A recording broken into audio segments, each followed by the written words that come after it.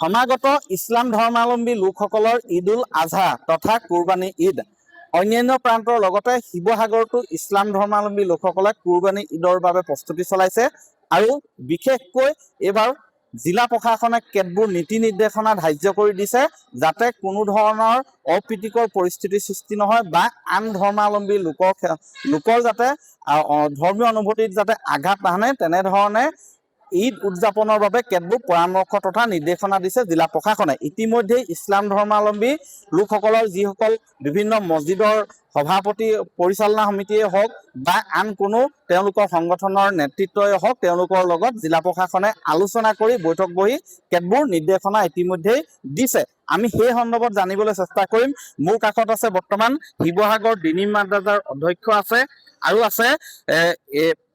আছে জমিয়ত উলেমা ই হিন্দৰ কাৰ্যকৰী সভাপতি। মই প্ৰথমে আপোনাৰ ওচৰলৈ আহিছো। এইবাৰ কি ধৰণৰ নীতি নিৰ্দেশনা দিছে প্ৰশাসনে আৰু আপোনালোকে কেনেধৰণে চেষ্টা কৰিব?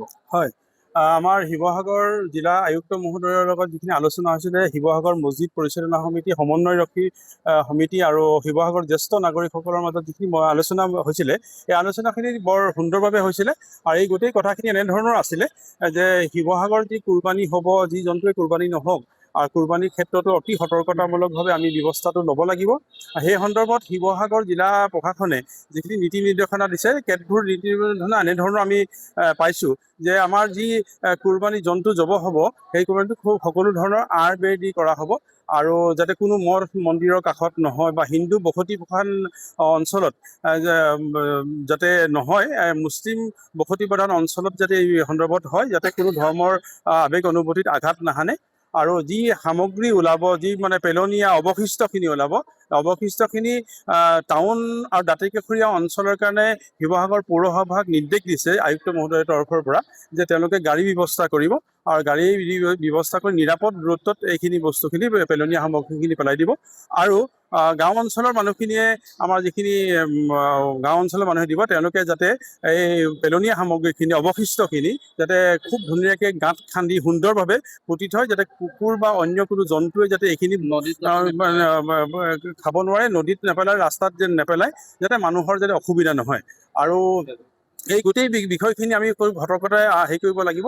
দ্বিতীয়তে হ'ল প্ৰতিটো মছজিদৰ পৰিচালনা সমিতিয়ে 10জনকৈ যুৱকক নিয়োগ কৰিব আৰু তেওঁলোকৰ যিখিনি নাম আৰু তেওঁলোকৰ ফোন নাম্বাৰ জিলা প্ৰশাসনক জমা দিব লাগে আৰু এই সন্দৰ্ভত আমাক জমা দিলেও হ'ব, আমি জিলা প্ৰশাসনক যদি মছজিদ পৰিচালনা সমন্বয়ৰক্ষী সমিতিকো আমি দিব পাৰিম যাতে তেওঁলোকে এই যে আমাৰ কুৰবানী মাংস বিতৰণৰ ক্ষেত্ৰত যাতে সন্ধিয়া সময়ত যদি সময় বান্ধি দিছে সন্ধিয়াৰ আগতে বিলাই শেষ কৰিব লাগে আৰু 2 নম্বৰ কথা হ'ল যে চকুত পৰা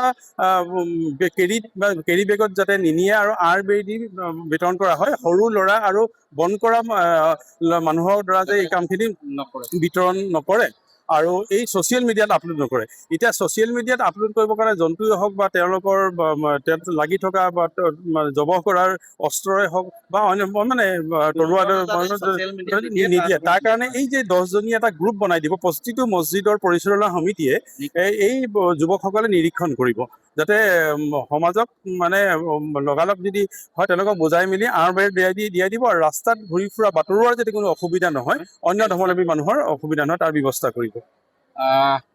ঈদৰ শুভেচ্ছা জনাইছো আগতীয়াকে। কেনেধৰণে চলিছে প্ৰস্তুতি?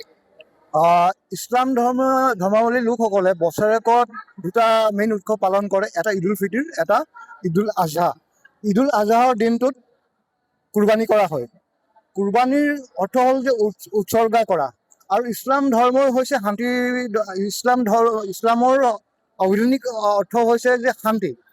আমি উৎসৰ্গা কৰিম এটা জন্তু আল্লাহৰ কাৰণে আৰু যাতে এই কুৰবানীটো প্ৰকৃততেই আল্লাহে সন্তুষ্টিৰ কাৰণে আৰু বিশ্বৰ মংগলৰ কাৰণে আমাৰ তৰফৰ পৰা যাতে এইটো কবুল কৰে আৰু যাতে এই কুৰবানীৰ জৰিয়তে দেশ জাতিৰ কাৰণে যাতে আল্লাহে মংগল প্ৰদান কৰে আৰু মংগল আৰু শান্তি সম্প্ৰীতিটো আমাৰ মূল লক্ষ্য হয়। আৰু এই কুৰবানীৰ জন্তুৰ দিয়াৰ ক্ষেত্ৰত যাতে যিখিনি সতৰ্কতা অৱলম্বনৰ কথা জিলা প্ৰশাসনে কৰিছে বা কৈছে আমি সম্পূৰ্ণ তাক মানি চলিম সম্পূৰ্ণৰূপে।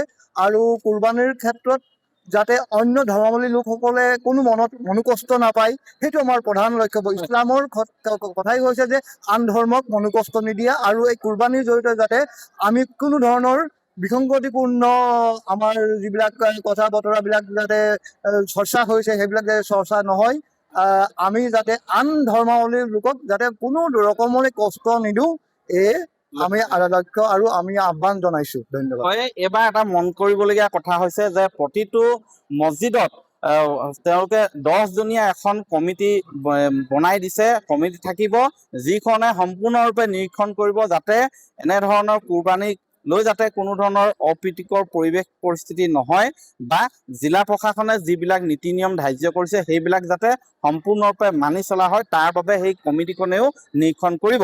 আৰু এনেধৰণে শিৱসাগৰত বৰ্তমান এই যি ঈদ উল আজহা উদযাপনৰ বাবে চলাইছে প্ৰস্তুতি।